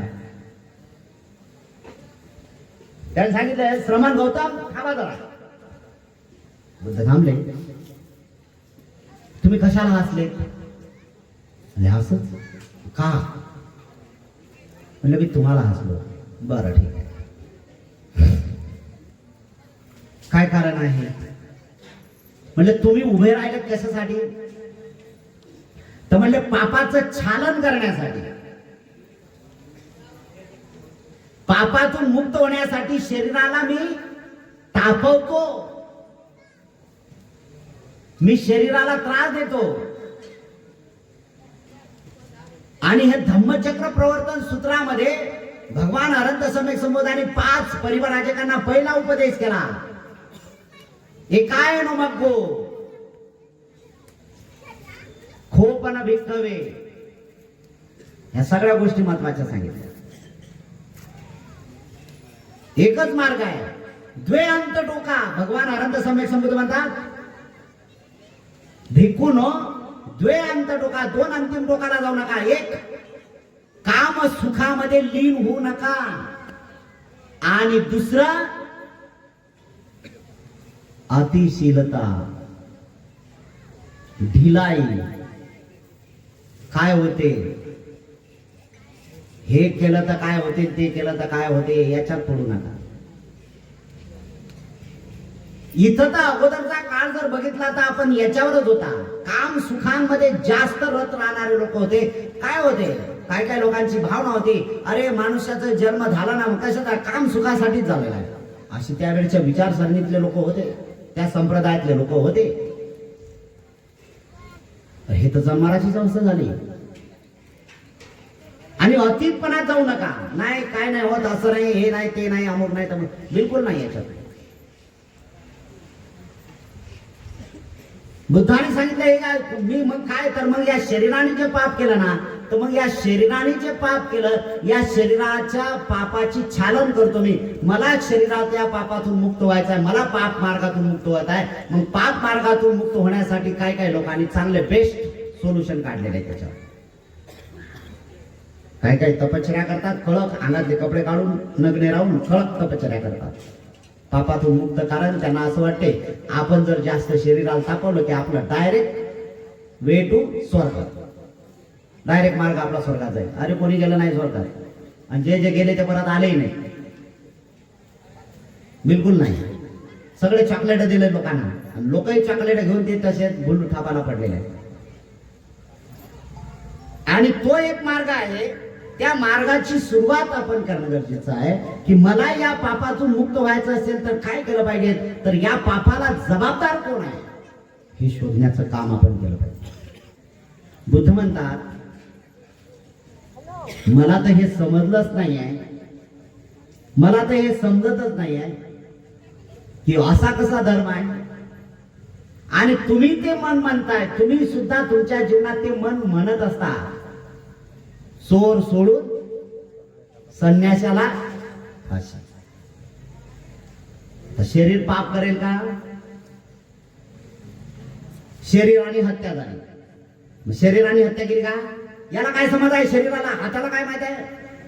हाताला काय माहित आहे का की हत्या करावं लागते म्हणून? हाताला माहित आहे का चोरी करावं लागते म्हणून? या शरीराला माहित आहे का व्यभिचार करावा लागते म्हणून? मन कारण आहे.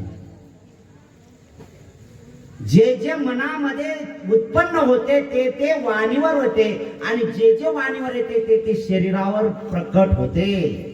याला जबाबदार कोण आहे? व्यभिचार करणारा जबाबदार कोण आहे? मन. हत्या करण्यासाठी जबाबदार कोण आहे? मन. चोरी करण्यासाठी कोण जबाबदार आहे? मन.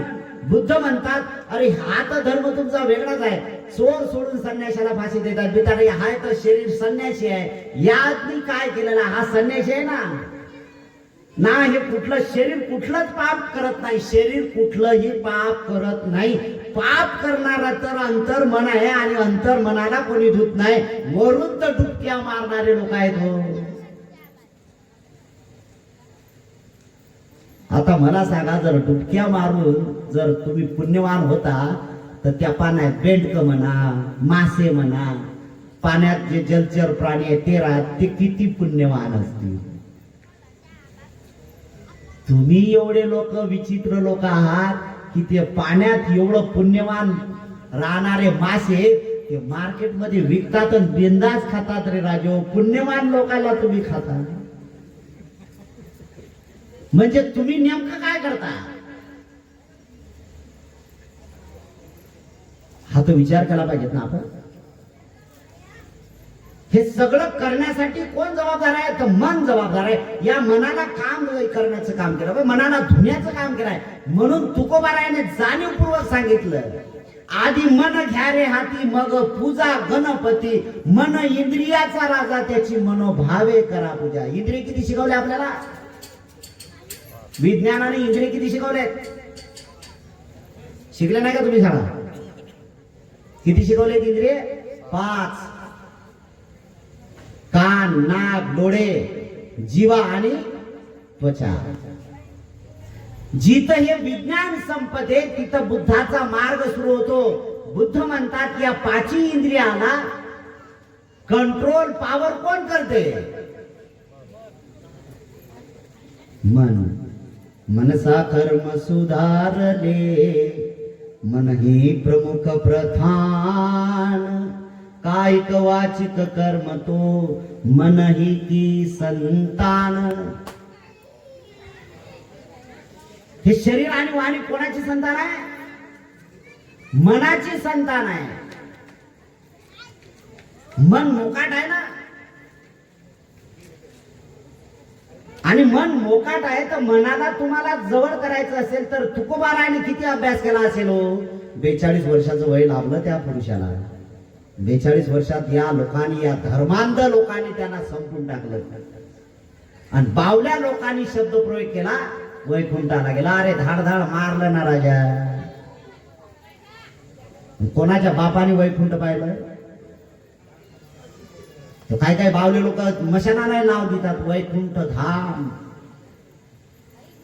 मला तर असं वाटलं चांगले चांगले माणसं पकडावे, डायरेक्ट संपून टाकावे, जा म्हणे गेले वैकुंठ धामाला.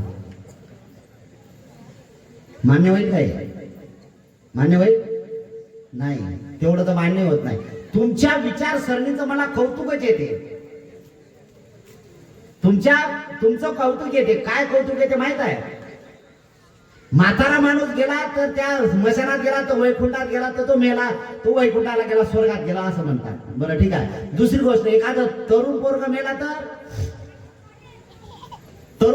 तर काय म्हणतात माहित आहे? तुमची मनधरणी करण्यासाठी, तुमच्या मनाला चॉकलेट देण्यासाठी हे लोक काय म्हणतात? झालं ते झालं, राहू द्या, ते देवाला आवडलं. काय म्हणतात? ते तरुण पोरग कोणाला आवडलं? देवाला. हा म्हातारा झाला तरी आवडला नाही अजून. काय बावले लोक आहे. अजूनही आवडले नाही तुम्ही देवाला. ज्यांचं वय झालं 60 अबाव जे झाले त्यांचा, ते अजूनही देवाला आवडले नाहीत का? मग जर तुम्ही देवाला आवडले नाही तर तुम्ही कोण? हा एक मोठा प्रश्न उपस्थित होते. मोठा प्रश्न उपस्थित होता. तुम्ही कोण? ते लायना छोट फोतर आहे बिचारा, मेलं तर ते देवाला आवडलं, जाऊ द्या देवा घरी गेलं. ते आता कोण्या देवाच्या घरी गेलो कोणाला माहित आहे? अरे एवढ्या फेकू नका रे. सगळं पिढ्या बर्बाद होत चालल्या. पिढ्या बर्बाद होत चालल्या. हे काय सजग जीवन जगा. जे कर्तव्य आहे, ज्या कर्तव्याने काय, जे झालं ते झालं. मृत्यू आहे, मच्छुमार आहे हा. जर तुम्हाला तो घेरेल, बेसावधाने वागला तर समजून जा. अरे तो पाण्यात जाऊन बुडला राजा, देवाला कसं काय आवडला तो? काय काय लोक डायरेक्ट नाव देतात. काय म्हणलं तर जर तो पाण्यात मेला, बुडून मेला तर म्हणतात जल समाधी झाली त्याची. समाधी एवढी हलकी फुलकी आहे का? काय करणार काय या लोकांना? कुठल्या मार्गातले लोक आहेत ते? कर्म तुम्हाला इथे झाला म्हणून मनुष्याचा जन्म आपल्याला प्राप्त झाला. तर या मनुष्य लोकांमध्ये सगळ्यात महत्वाचं जर काय करायचं असेल तर या कायेनं, वाचेनं आणि मनानं असे कर्म करू नका की ज्या कर्माचा परिणाम तुम्हाला पश्चाताप होईल आणि पश्चाताप झाल्यानंतर तुम्ही दुःखात जन्माला याल. बिलकुल नाही. अरे हे मनुष्याच्या जन्मामध्येच तर भयानक दुःख वाटते आणि त्या प्राणी लोकांमध्ये जर गेलो आपण तर किती भयानक दुःख असणार आहे. भयानक आहे. उठा, जागृत व्हा. हे बुद्ध शासन, द्वितीय बुद्ध शासन आहे. उठा, जागृत व्हा आणि शील समाधी प्रज्ञेच्या अभ्यासाचा मार्ग लागा. कारण तुम्हाला इथेच मुक्ती प्राप्त करायची आहे. मेल्यानंतर मुक्ती होत नाही. मेल्यानंतर मुक्ती नाही होत. मुक्ती इथं प्राप्त करावं लागते. आणि काही काही समाज परंपरा अशी आहे की काय म्हणतात, बाप जर गेला किंवा माय जर मेली तर त्याच्या खांद्यावर काहीतरी मडकं ठेवायचं आणि त्याला छिद्र पाडायचं आणि पाणी टाकायचं आणि ते नाही झालं की त्याने हातात मोठं दांडकूड घ्यायचं आणि त्याच्या कंपाळावर मारायचं आणि कंपाळ मुक्त करायचं. म्हणजे याची खोपडी उघडली की झालं, तिकडे स्वर्गाचे दरवाजे खोले. मग हेच जर तुला मेल्यावर करायचं असेल तर जिवंतपणे खोपडी उडव ना. खाऊन फेकतो या अशा गोष्टी. जिवंतपणे कंपाळ मुक्त कर ना तू, की बाबा आता बस झालंय, तुमचं दुःख आम्हाला काही बघावं असं वाटत नाहीये. तुम्हाला डायरेक्ट स्वर्ग प्राप्त करायचा असेल तर तो अधिकार पुत्राला आहे, म्हणजे मला आहे. मी जिवंतपणे तुमची खोपडी उडून टाकतो, स्वर्ग प्राप्त.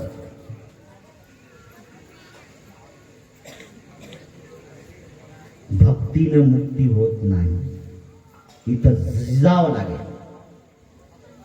इथं झिजावं लागेल. इथं कर्म करावं लागतील. आणि कर्म करणारा कोण आहे तर मन कर्म करणार आहे. म्हणून मनाला दुरुस्त करायचं आहे. जसं विज्ञानाने, भगवान बुद्ध म्हणतात की विज्ञान जिथं संपते तिथं हा बुद्धाचा मार्ग सुरू होतो. कारण या पाचही इंद्रियाला जे कंट्रोल करण्याचं काम करते ते सगळ्यात महत्वाचं आहे मन. रूप पाहता लोचनी, सुख झाले ग साजनी.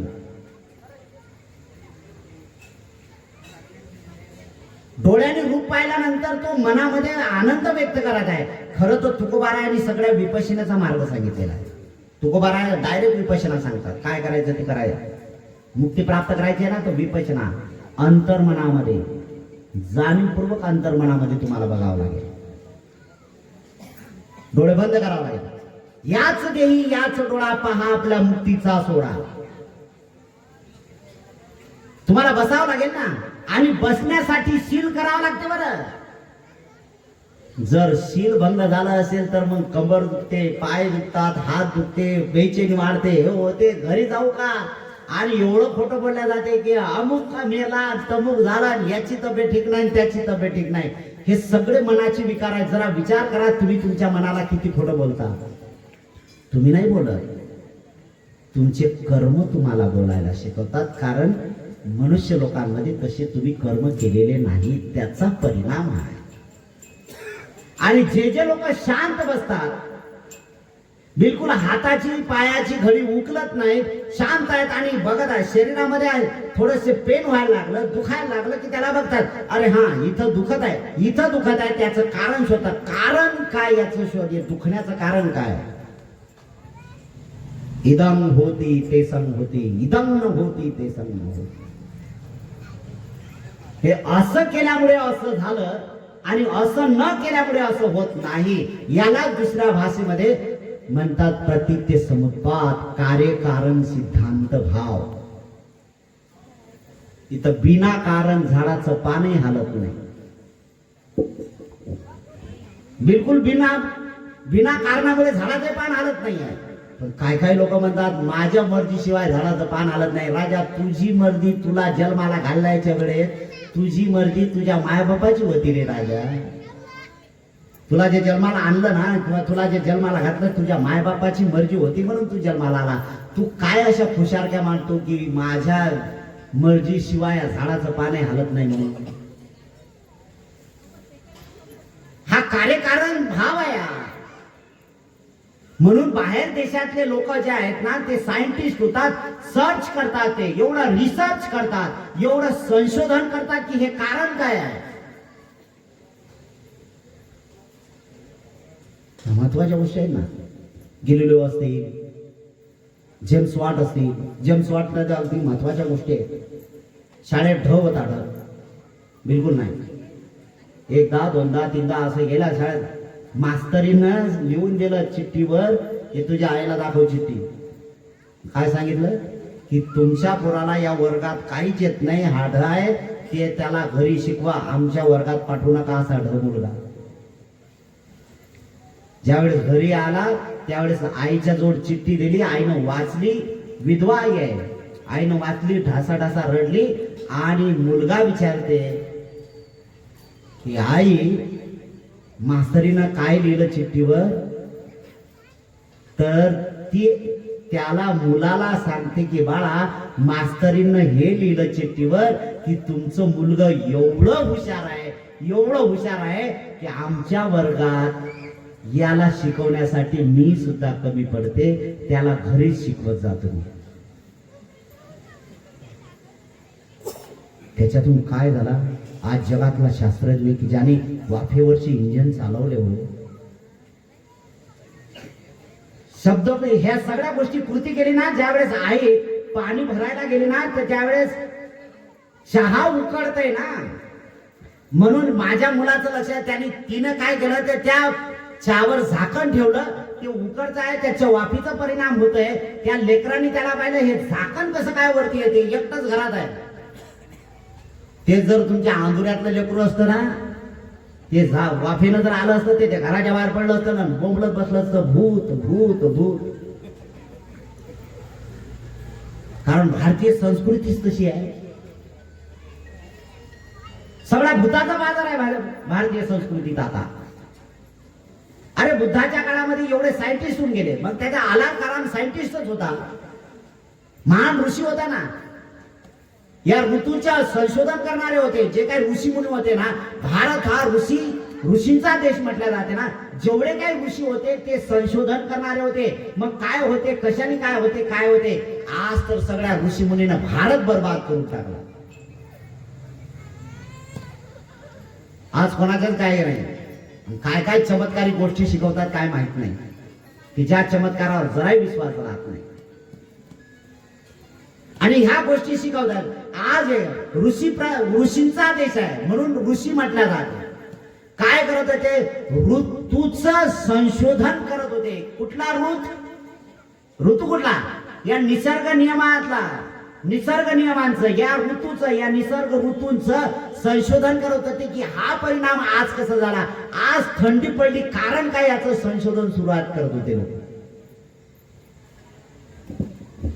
घरबार त्यागत होते, सील पूर्ण पालन करत होते. आलार कालाम असतील, बुद्ध करामपुत्र असेल, अजित केस कंबल असेल, निघंटनाथ पुस्तक असतील, संजय वेलिटी पुस्तक असतील, हे तेवढेच होते. त्यांनी तेवढं संशोधन केलं आणि लोकांमध्ये त्यांची पब्लिसिटी वाढल्यानंतर त्यांनी संशोधन बंद करून टाकलं. आणि संशोधन बंद केल्यामुळे तिथलं ते थांबले आणि तिथला त्यांनी अधिपत्याचा भाग केला. भुरळ पडली त्यांना. आपण सत्य शोधार्थ निघाला नाही. अरे हे जीवन जगतो आपण कशासाठी आणि जीवनामध्ये काय उलाढाली होत आहे, ह्या सगळ्या गोष्टीचं संशोधन करण्यासाठी 6 वर्षे भगवान अनंत सम्यक संबुद्धाला खडतर तपश्चर्या करावं लागली. आणि त्या तपश्चर्यांती बुद्ध म्हणतात की तुम्हाला या 5 गोष्टीचं नियोजन प्रत्येक माणसाला करावं लागेल. त्यांनी हत्यारा बनू नये, त्यांनी चोरी करू नये, त्यांनी व्यभिचार करू नये, त्यांनी खोटं बोलू नये, त्यांनी नशापान करू नये.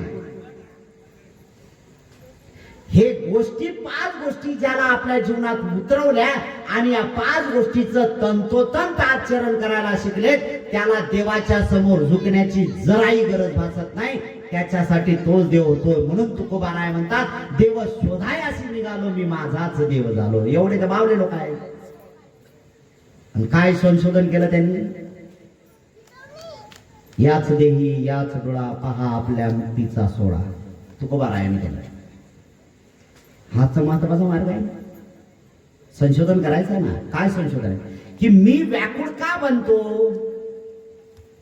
मी व्याकुळ बनतो यासाठी कारण माझं मन स्थिर नाही आहे. मग मन स्थिर करण्यासाठी काय टेक्नॉलॉजी करावं लागेल, काय टेक्निक वापरावं लागेल? तर ही टेक्निक वापरली पाहिजे. मन स्थिर करण्यासाठी आनापानसती करावं लागेल. काय आनापानसती आहे? तर त्याला पूर्वीच्या काळामध्ये काही लोकांनी रेचक, कुंभक, पूरक असा शब्द प्रयोग केला. पण सिद्धार्थ बोधिसत्वाने बुद्धत्व प्राप्त केल्यानंतर त्याला आनापानसती हे नाव दिलं. आनापानसती. आना म्हणजे येणे आणि पाना म्हणजे जाणे. काय येणे आणि काय जाणे? तर सगळं तुमचं आलंबन नाही. काय काय लोक आलंबन देतात देवाचं. डोळे बंद करा आणि देवाचे एखादं चित्र बघा आणि देवाचं बघितल्यानंतर अरे जसं डोळ्यात तू विज्ञान उत्पन्न करशील तसाच त्याचा परिणाम होईल ना राजा. जशा तुझ्या डोळ्याच्या संवेदना आहेत तसंच त्याचं विज्ञान तयार होईल ना. जे रूप धारण केलं तुम्ही, ते रूप धारण केल्यानंतर डोळे बंद केल्यानंतर तेच रूप दिसेल ना. पण डोळ्यातून रूपही तयार होणार नाही. यासाठी डोळे बंद करावे लागतील आणि केवळ फक्त आणि फक्त चित्ताला एकाग्र करावं लागेल. आणि तेही केवळ फक्त आलंबन श्वासाचं आहे. नाकाच्या खाली, वरच्या ओठाच्या वर, दोन्ही नाकपुड्यातून श्वास येतो का एका नाकपुडीतून येतो, उजव्या नाकपुडीतून येतो की डाव्या नाकपुडीतून येतो, येतो तर येतो आणि जातो तर जातो. याच्यावर निरंतर न कुठला विचार करता निरंतर याच्याकडे लक्ष केंद्रित करायचं असेल तर ती समाधीची प्रक्रिया पूर्ण करण्यासाठी आपण आहात. आता सकाळी जर आनापानसती करायला लागला तर काय, किती सेकंद तुमचं मन एकाग्र करते? मी सेकंदाची गोष्ट करतो. 1 2 3 4 किती सेकंद? डोळे बंद करतात. लय जर झालं तर श्वास येते जाते. 1 4 5 6 सेकंद पर्यंत ठीक मन गेला. 6व्या 7व्या सेकंदात जा मन जाते की इथं काही खरं नाही आहे. बसावं लागते इथे. अरे देतात, खायला देतात चांगलं आहे, पण ते इथं बसणं बरं नाही आहे. व्याकुळ होणं झालं आपलं काम हे सगळं. आणि विचार येतात. काय काहींचे लग्न झाले असतील तर विचार येते.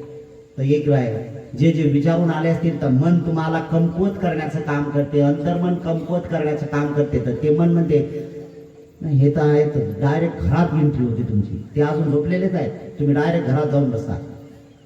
अजून उठली नाही का? अरे तू उठला का नाही ते पहिला बघ. ते उठतील त्यावेळेस उठतील. तुझ्यापेक्षा त्यांना जास्त गरज आहे.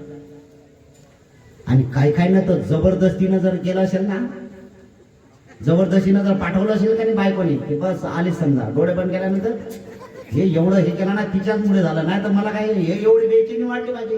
अरे दारच्या तुझ्या चित्ताचे कर्म आहेत तसे, ते कर्म तुझे तसे आहेत. तुला स्वस्त नाही बसवणार, केलेल्या कर्माचा परिणाम होणार. आणि मग या केलेल्या कर्माचा परिणाम जर तुम्हाला धुवून काढायचा असेल तर होऊ द्या किती बेचैन होते, फक्त बघा. आणि हा बेचैन वाढली, ठीक आहे, वाढली तर वाढली, व्याकुळता वाढली तर वाढू द्या. माझं मन अस्थिर आहे, मला बिलकुल करमत नाही आहे. का करमत नाही आहे? थोडी थोडी मी घेत होतो पण ते आता बंद, डायरेक्ट बंद झालं तर ते कसं काय स्वस्त बनणार? शरीरात आहे ना, काय काय लोकांना लटलट आहे. माझ्या शिबिरामध्ये एक असा माणूस होता की त्याला घेतल्याशिवाय जमत नव्हतं, घेतली तरच आहे. आणि असा मुर्दा आणून ठेवला शिबिरात की विचारू नका, मला संकट.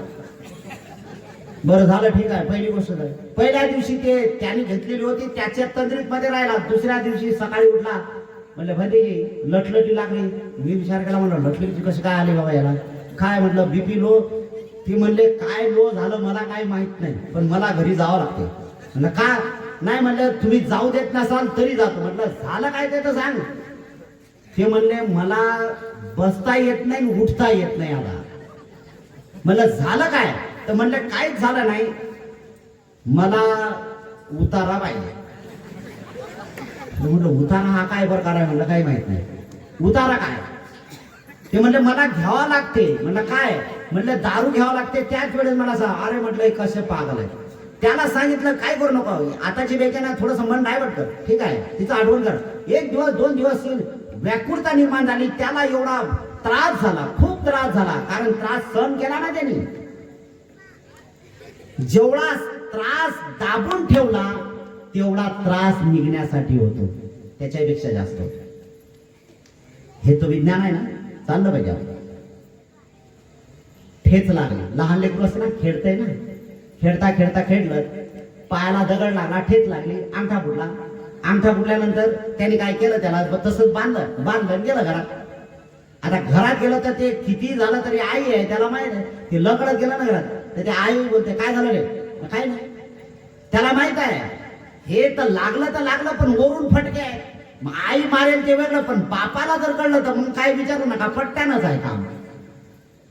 बिलकुल नाही, झोप नाही. झोपलं कसं तरी काय केलं, ते दुसऱ्या दिवशी फुगून आलं, लगडं झालं, झटझट करते. आईने बघितलं काय झालं रे? नाही म्हणले ते लागलं. त्याच्यात बघितलं, अरे ते तर पिवळं झालं ना, पद झाला, त्याच्यात पद झाला, ते काढून गेला. नाही आई, बिलकुल नाही. अरे त्याला काढायचं नाव करता बरोबर याच्या डोळ्याला दोन दोन धारा लागल्या. जेवढी ठेच लागली तेवढा तो रडला नसेल, पण त्यातला पस काढण्यासाठी त्याच्या दोन डोळ्याला धारा लागल्या. जबरदस्तीनं धरलं तर अजून फोडायचंच राहिलं.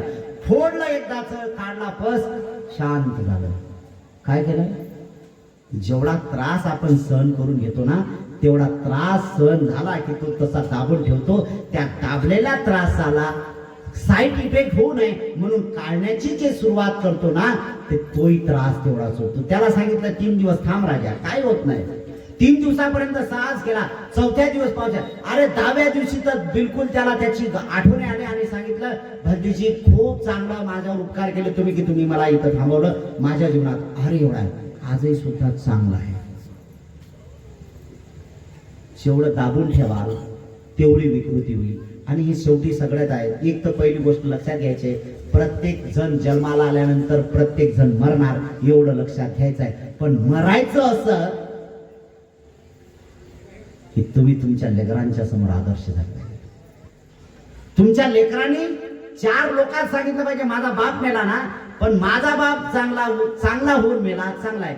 पण असं होऊ नये की लेकरांना बाप मेल्यानंतर संकट येईल सांगण्याचं की का रे बाबा बाप कशाने मेला, दारू पिऊन मेला, असं सांगण्याचं धाडस होऊ नका देऊ त्याला. त्याला खाली बघण्याचे आहे. कारण आदर्श पिढी निर्माण करायची असेल तर या विचारधारेतून तुम्हाला चालावं लागेल. म्हणून हे सगळं करायचं असेल तर कायचे कर्म दुरुस्त करावं लागतील. 3 कर्म. म्हणून कोणी त्रास करत नाही, काही नाही. अरे पाप करणारं तर मन आहे आणि मनाला धुण्याचं काम करणार. वरून शरीर धुता रे राजे हो तुम्ही. शरीर धुतल्यानंतर पाप धुत नाही, कारण यांनी पाप केलंच नाही तर धुणार करून. शरीरानं पाप केलं काय? बिलकुल नाही. याला का डोळे आहेत, याला का कान आहे, याला का नाक आहे, याला का या शरीराला काय? काहीच नाही आहे. अरे याला तर करणारं मन आहे, त्या मनाला जाणा, ते कर्मठ मन आहे, त्या मनाला जाणण्याचं काम करा. म्हणून तुकोबाराय म्हणतात, आधी मन घ्या रे हाती. हाती घ्या म्हणजे काय? हातात पकडा असं नाही, त्या आवर घाला, आवर मनाला. कबीराने सुद्धा सांगितलं तेच, मन गया सो जाने दे, मत जाने दे शरीर, ना खिचे कमान तो कैसा लगेगा ती.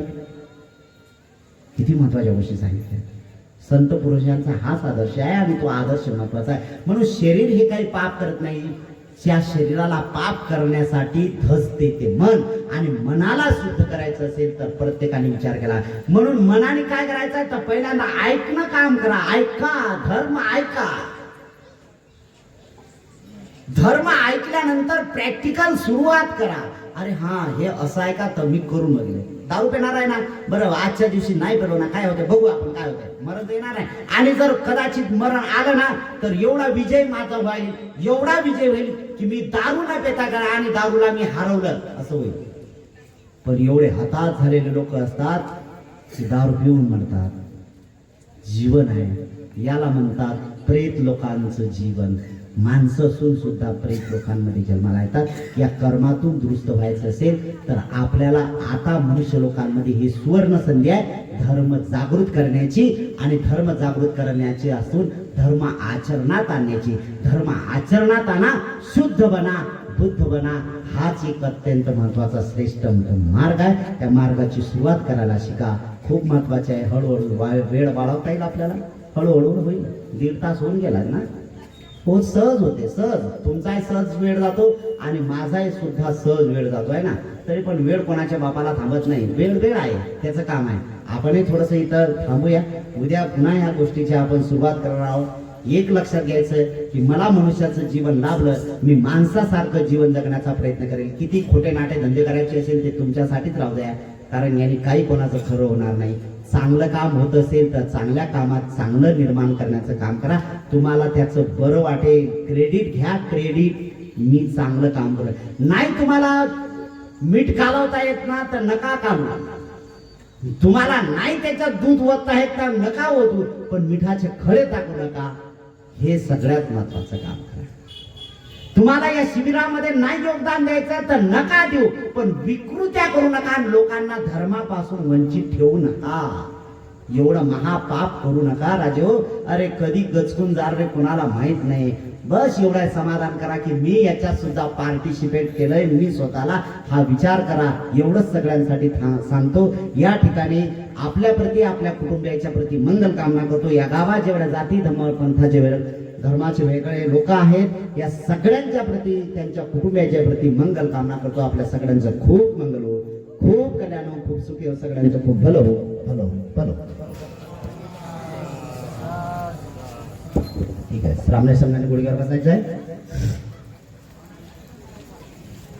बोला पंचांग बोला.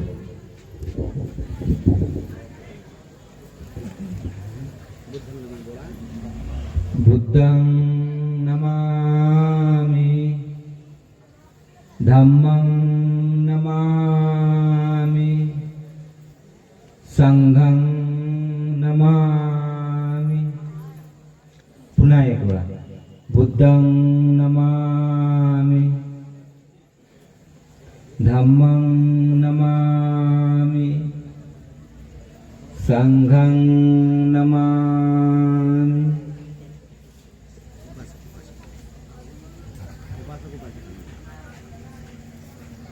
उपासक आणि उपासिकांना सुद्धा 3 वेळा वंदन करायचं आहे.